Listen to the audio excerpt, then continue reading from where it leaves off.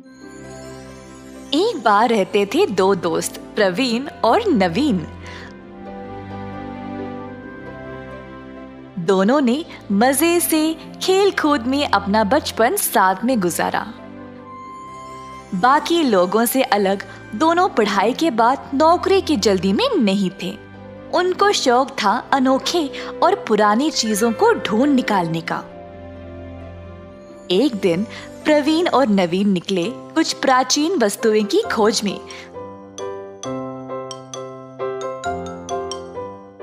तो अचानक से उनको कोई अनोखी चीज कोड़े में मिल गई। जिज्ञासु होकर उन्होंने उस चीज को बाहर निकाला तो वो एक चांदी का छाता था। मैंने कभी भी ऐसा चमकीला छाता देखा ही नहीं। हाँ, मैंने भी। चलो इसको खोलते हैं। हाँ।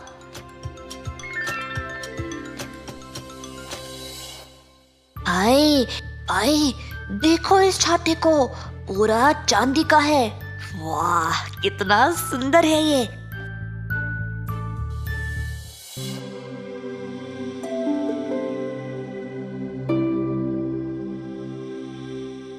ओह, मुझे किसने जगाया? आए, तूने किसी की आवाज सुनी क्या? हाँ भाई, लगता है हमने यहाँ पर किसी की नींद खराब की है। वैसे यहाँ पर रहेगा कौन? क्यों नहीं रहेगा, मैं तो यही हूँ। प्रवीण और नवीन ये देख रहे थे कि ये बोलने की आवाज आ कहाँ से रही थी। इधर उधर देखना बंद करो, मुझे देखो, मैं छतरी हूँ। ये तो जादू है। तुमने कभी बोलने वाला छाता देखा है? अरे हाँ भाई, ये तो चमत्कार हो गया। मैं हूँ छतरी, जो भी मुझे खोलेगा मैं उसकी बात सुनती हूँ, पर अगर कोई मुझे अपने स्वार्थ के लिए इस्तेमाल करेगा तो मैं उल्टा उसको दंड देती हूँ। हाँ, हम जो मांगे आप वो करोगे? चलो हम एक बार आजमा लेते हैं भाई।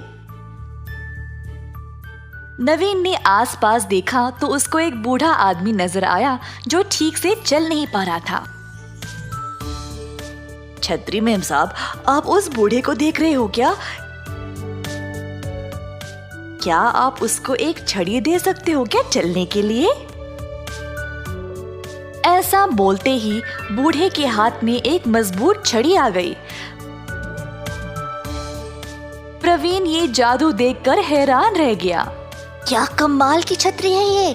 अब से मैं इसका इस्तेमाल करके अपनी इच्छाएं पूरी कर सकता हूँ। दोनों ने छतरी को साथ लिया। नवीन के घर पहुंचकर दोनों ने घर के पीछे एक छोटे से कमरे में इस जादुई छतरी को छुपा दिया। अगली सुबह नवीन के माता पिता उससे बात करने आए। नवीन बेटा, क्या सोचा है अब? नौकरी के लिए कहीं पे देखा है? नहीं पिताजी, मेरा रिसर्च अब समाप्त हुआ है। मेरे पास एक योजना है। जो भी प्राचीन वस्तुएं मैंने आज तक जमा किए हैं ना, मैं उनके साथ एक म्यूजियम खोलूंगा। म्यूजियम से तुमको क्या फायदा होगा? पैसे कैसे कमाओगे? म्यूजियम के अंदर जाने के लिए टिकट तो लगेगी ना माँ, वही मेरी कमाई होगी। नवीन के माता पिता को उसकी योजना पसंद आई और उन्होंने उसको अपना आशीर्वाद दे दिया। दूसरी ओर प्रवीण के माता पिता भी उससे बात करना चाह रहे थे, पर प्रवीण ने उनकी ओर ध्यान नहीं दिया। प्रवीण अपने घर से निकला और सीधा नवीन के पास आया। दोनों तुरंत नवीन के घर के पीछे गए।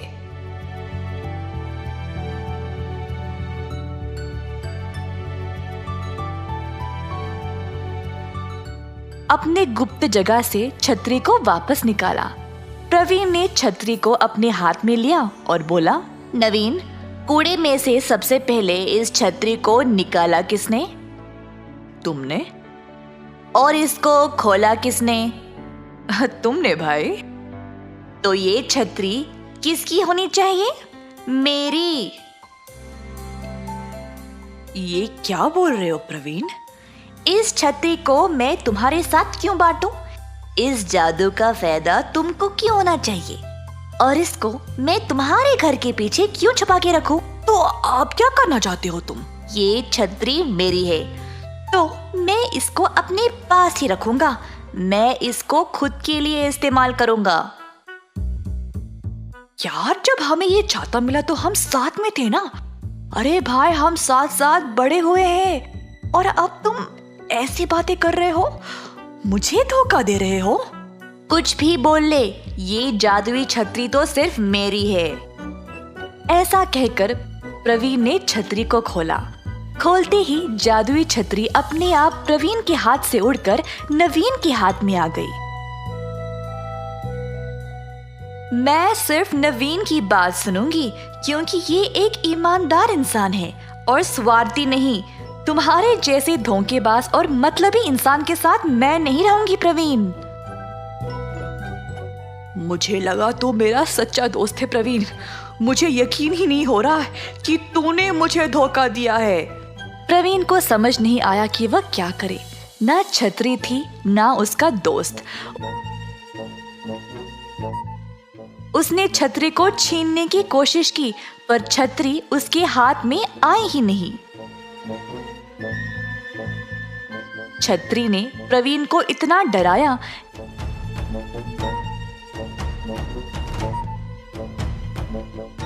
कि अंत में उसने हार मान लिया और वहां से भाग निकला। नवीन ने जैसे अपने माँ बाप को बोला था, वैसे ही उसने एक म्यूजियम खोला अपनी जमाई गई वस्तुओं का प्रदर्शन करने के लिए। उसने हर एक चीज को बहुत ही सुंदर तरीके से रखा ताकि सब लोग देखने के लिए आए जरूर। नवीन की योजना के अनुसार बहुत सारे लोग म्यूजियम पर आने लगे। नवीन अच्छे से पैसे कमाने लगा और उनको जमाने भी लगा। पर नवीन वहां पर रुका नहीं। जादुई छतरी की मदद से वह अलग अलग जगहों पर उड़ता गया ताकि वह अपने म्यूजियम के लिए और चीजें जमा कर पाए। नवीन खुशहाल तरीके से अपना जीवन बिताने लगा। प्रवीण, जिसने अपने ही दोस्त को धोखा दिया, अंत में कुछ नहीं कर पाया। उल्टा अपने माता पिता पर बोझ बनकर बैठा रहा।